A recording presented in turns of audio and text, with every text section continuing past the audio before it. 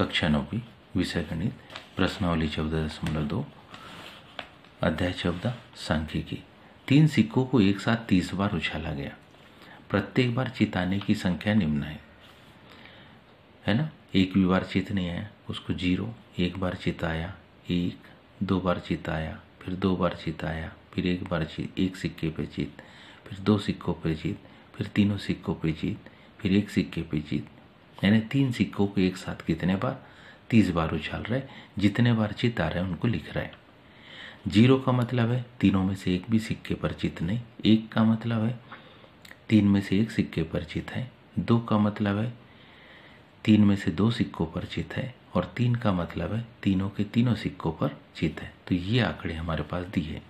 ऊपर दिए आंकड़ों के लिए बारंबारता सारणी बनाइए। तो देखिए इसकी बारंबारता सारणी हम बना रहे। तो यह हम लिखेंगे काहे की संख्या, चित्त की संख्या। यह हमने लिख दी कि चित्त की संख्या। दूसरे कॉलम में लिख दिया मिलान चिन्ह।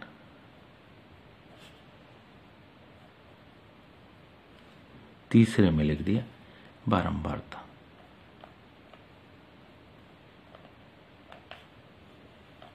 अब ध्यान दीजिए, चित्त एक भी सिक्के पर नहीं आया, ऐसी कंडीशन है 0। अब इस 0 को ध्यान से देखें कि 0 आया कितने बार है। तो 1, 2, 3, 4, 5 और 6 बार। यहां पर अपने लिखा 1, 2, 3, 4, 5 और ये 6। अगला 3 में से एक सिक्का पर चित्त था, बाकी पट रहे होंगे। और 1 की संख्या, एक चित्त की संख्या 2, 3, 4, 5, 6, 7, 8, 9 और ये 10। एक सिक्के पर चित्त था, ऐसी संख्या हमको मिली कितनी, 10। इसको हमने लिखा 10।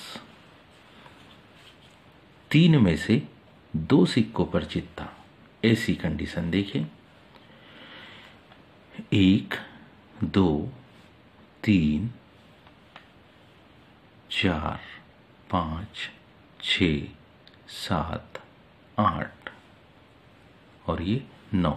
9 बार की कंडीशन ऐसी थी कि हमारे पास 3 में से कितने 2 सिक्कों पर चित्त था, 9। तीनों के तीनों सिक्कों पर चित्त हो, ऐसी कंडीशन को ध्यान से देखें। 3 सिक्कों के एक साथ उछालते और तीनों के तीनों सिक्कों पर क्या हो कि चित्त है। 1, 2, 3, 4 और ये 5। ये हमारे पास है 5 बार ये कंडीशन हुई। तो अब इसमें हम क्या लिखेंगे, कुल योग लिख लेते। कुल योग 6 और 9 15, 5 20 के 0 हासिल के 2, 2 और 1 3।